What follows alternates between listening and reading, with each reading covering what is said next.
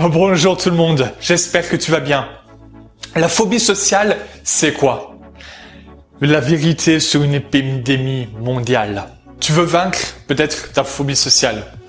Tu veux peut-être avoir des informations sur la phobie sociale. Peut-être que tu as quelqu'un dans ton entourage qui l'a. Ou peut-être que tu veux simplement savoir qu'est-ce que c'est. Le problème, c'est que il y a beaucoup de personnes, je ne sais pas si c'est ton cas, mais il y a beaucoup de personnes qui peuvent avoir du stress quand ils vont à la rencontre de quelqu'un, pour aborder quelqu'un, des difficultés pour pouvoir séduire, des difficultés pour être à l'aise par exemple avec des amis, être à l'aise dans des soirées, être à l'aise à l'extérieur, dehors.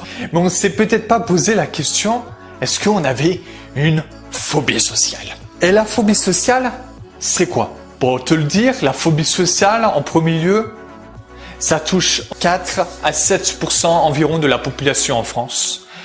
Et dans le monde, c'est à peine un peu plus. Ce problème est le 3e problème après la dépression et l'alcoolisme en France. Et les conséquences de cela peuvent être dramatiques.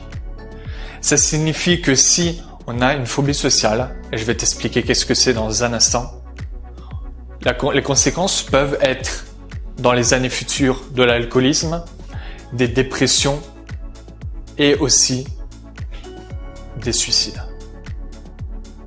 Et là, tu te dis, mais qu'est-ce que c'est finalement ce qui procure éventuellement des suicides, une dépression, etc. Alors, qu'est-ce que c'est la phobie sociale? Bon, en une phrase, et je vais rentrer plus en détail après, en une phrase, c'est un stress, une peur aiguë de la critique, des jugements, du regard des autres. La phobie sociale peut avoir plusieurs termes en plus. Ça signifie que elle peut s'appeler la phobie sociale, elle peut s'appeler l'anxiété sociale, elle peut s'appeler la timidité maladive. Et sauf que c'est mal détecté. Ça signifie qu'un médecin, souvent, il peut même pas voir qu'on a une phobie sociale. Moi, mon médecin généraliste, il y a quelques années, quand j'ai commencé à lui expliquer tous mes problèmes au niveau de ma phobie sociale, ce qu'il m'a donné, c'était un médicament, un tranquillisant. Pourquoi? Parce qu'il ne savait même pas qu'est-ce que j'avais. Et il pensait qu'avec un tranquillisant, ça allait me soulager. Parce qu'il pensait que c'était juste une affaire de stress. Et puis basta. J'avais par exemple des dépressions assez sévères. J'étais dans le passé au bord du suicide parce que j'avais ce problème-là. Et dans le passé, oui, qu'est-ce que c'est la phobie sociale? Qu'est-ce qu'on ressent pendant la phobie sociale? Eh ben, on ressent souvent devant des personnes, alors qu'on sait très bien que c'est irrationnel, qu'on sait très bien que nos réactions sont disproportionnées, mais on n'y peut rien. Ça signifie qu'on va avoir le cœur qui va battre super vite. On va des fois être complètement angoissé, avoir peur d'être imparfait. On va vouloir vraiment avoir une envie d'être parfait pour la personne, d'être apprécié par la personne. On va avoir peur, par exemple, peut-être stressé si on va avoir un conflit, stressé si la personne nous critique. On voit de plus en plus, ce que j'avais avant, c'était le fait de pas du tout apprécier de séduire quelqu'un, de pas du tout apprécier d'aborder quelqu'un, de pas apprécier les soirées, d'être entouré de gens, etc. Et on peut avoir ce comportement-là, comme j'avais, c'était d'éviter les situations qui me faisaient peur.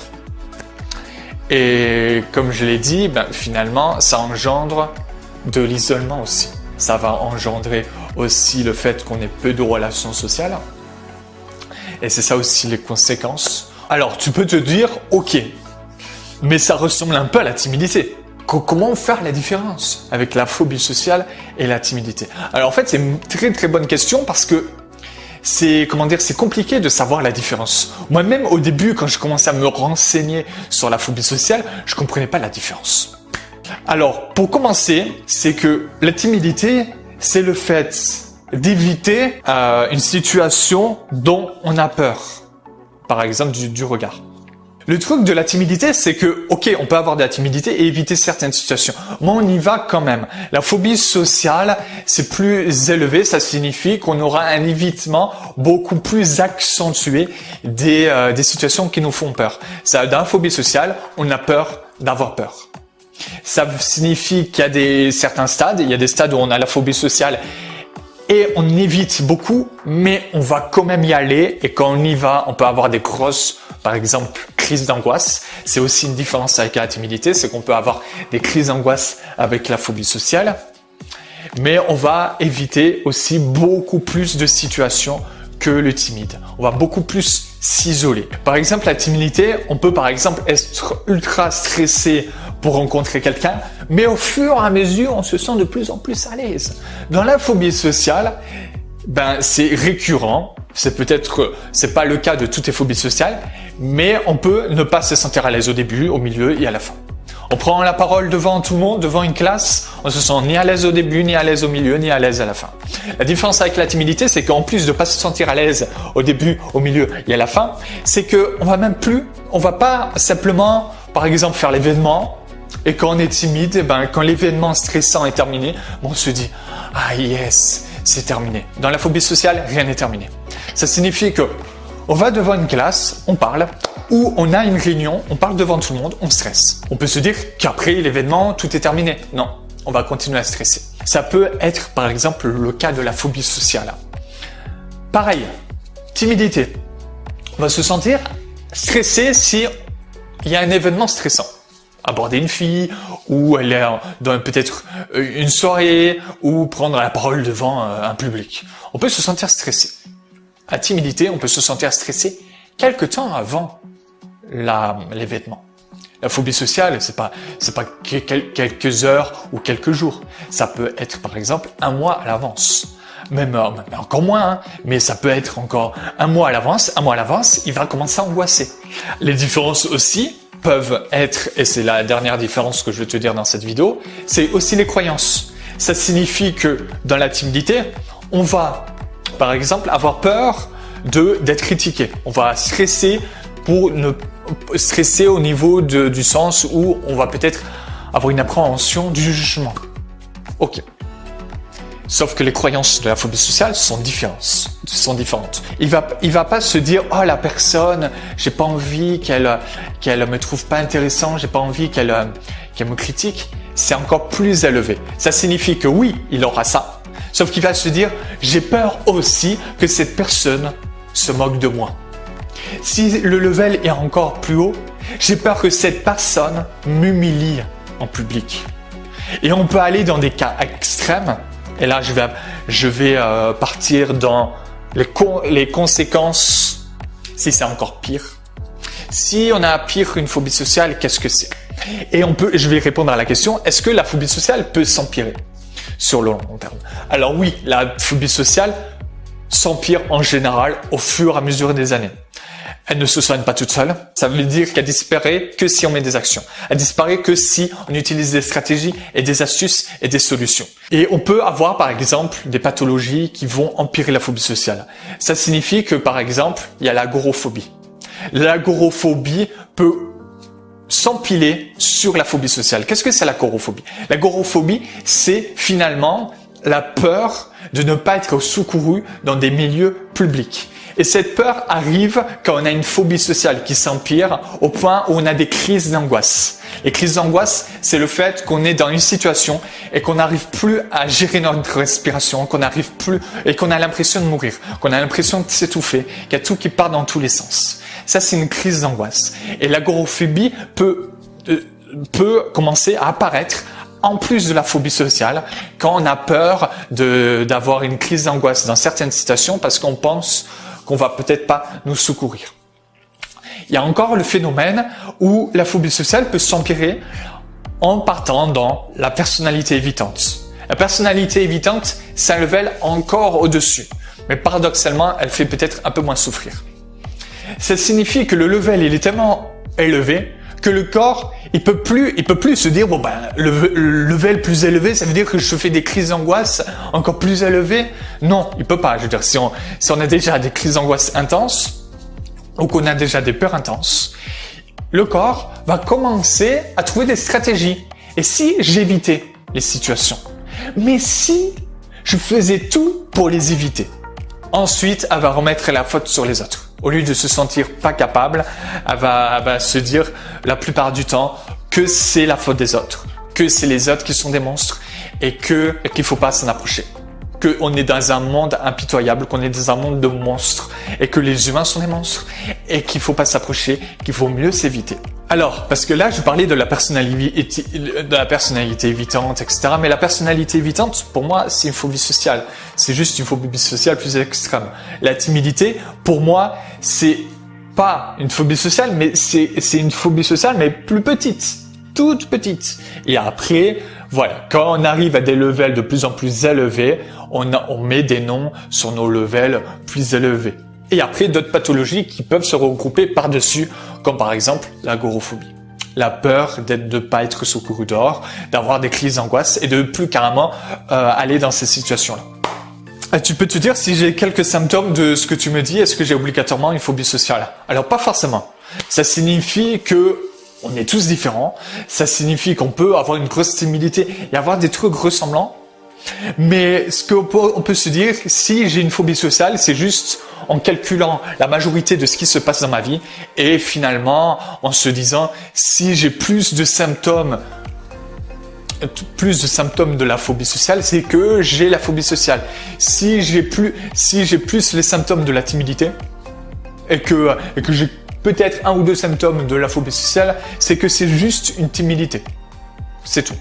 On calcule et on fait comme une sorte de balance.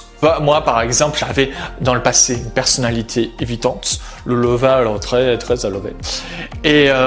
Mais j'avais aussi sur quelques domaines juste des petits trucs de la timidité. Et tu peux te poser la question, ok, c'est quoi la cause de tout cela? C'est quoi la cause? Alors, c'est une bonne question aussi. Que pour ce qui est de la phobie sociale, ça peut être par exemple des traumatismes. On a eu des traumatismes dans notre vie, ou il y a des trucs qu'on n'a pas acceptés dans notre vie, de l'anxiété qui a énormément augmenté, que le corps n'a pas su gérer, etc. Et finalement, des fois, on peut avoir cette pathologie, cette phobie sociale, plein de choses qui peuvent apparaître soudainement, sans même qu'on sache. Du jour au lendemain. Après, ça peut être aussi la faculté d'avoir en fait de la timidité, par exemple pendant l'enfance, comme moi j'ai eu, et d'adopter des comportements qui créent carrément la phobie sociale. Alors, qu'est-ce qu'on a vu dans la vidéo? Pour être concret et vite. On a vu que, vite fait, que la phobie sociale peut avoir divers symptômes. Ça veut dire qu'on peut avoir avec la phobie sociale des crises d'angoisse, on peut être angoissé dans pratiquement toutes les situations de la vie courante, au point où on va éviter les situations parce que on va avoir le cœur qui va trembler, beaucoup transpirer, etc. Et on va avoir cette faculté à éviter tellement de situations, à avoir une vie avec peu de relations sociales, à s'enfermer et à s'isoler qu'on va avoir des symptômes, enfin des répercussions comme la dépression, peut-être aussi dans quelques années l'alcoolisme et d'autres choses qui sont pires et que j'ai pas envie de répéter parce que ça me gonfle de dire ce mot-là. Mais qu'est-ce que je voulais dire? Mais voilà, la différence avec la timidité, c'est que on a des crises d'angoisse, on a des croyances on va peut-être m'humilier, on va peut-être m'agresser, on va peut-être me rejeter. Par exemple, dans la personnalité évitante, on va vite se dire si je suis pas parfait, la personne va me détester et je serai banni à tout jamais de son cercle social. Si je suis pas parfait dans ma famille, je vais être banni de ma famille définitivement. Dans la personnalité évitante, par exemple, on peut se dire cela. Bref, plein de trucs. Je vais pas faire un résumé parce que c'est assez conséquent. Cette vidéo est très conséquente. Et là, après, tu peux te dire, ok. Est-ce qu'il y a des solutions finalement? Parce que là, c'est assez, voilà. Le level, il est bien levé. Ça veut strictement rien dire. J'adore dire des mots que je, voilà. Les solutions. Et qu'est-ce que c'est la solution? Les solutions, il y a certaines solutions que tu as peut-être compris que voilà, il y avait nos comportements qui influaient sur la phobie sociale Nos comportements qui peuvent aussi influer sur ce qui va faire que la phobie sociale va peut-être s'empirer au fil des années. Parce que, comme je l'ai dit dans la vidéo, on va aussi ne pas accepter nos émotions désagréables et on va vouloir les éviter. Dans la solution, je pourrais te dire que déjà, l'une des solutions, c'est déjà d'accepter l'idée que nos émotions désagréables ne sont pas à rejeter. Ne sont pas à rejeter. Là, tu te dis, bon, concrètement, c'est quoi dans les faits? Dans les faits, je vais t'inviter à suivre mes vidéos YouTube. Ça signifie que je ne vais pas te donner toutes les solutions parce que la vidéo est très très longue déjà. Je sais que rien qu'au tournage, je le vois, elle va être immense la vidéo. Mais je ne vais pas te donner les solutions dans cette vidéo parce que je en donne déjà. Ça veut dire que je donne des solutions dans mes vidéos YouTube. Ma chaîne est consacrée à ce thème-là. Est consacrée à la forte timidité, à aussi la phobie sociale et aussi à la personnalité évitante. Si tu veux, j'ai en dessous, en barre de description, un lien magique qui va t'amener à la possibilité de recevoir 5 jours de vidéos pour pouvoir savoir comment gérer ses peurs. Si tu veux avoir 2 heures de vidéos pour avoir toutes les clés pour pouvoir gérer tes peurs, tu as tout ça juste en dessous. Ciao, ciao, à la prochaine. J'espère que cette vidéo t'a aidé. Allez, ciao, ciao, à la prochaine.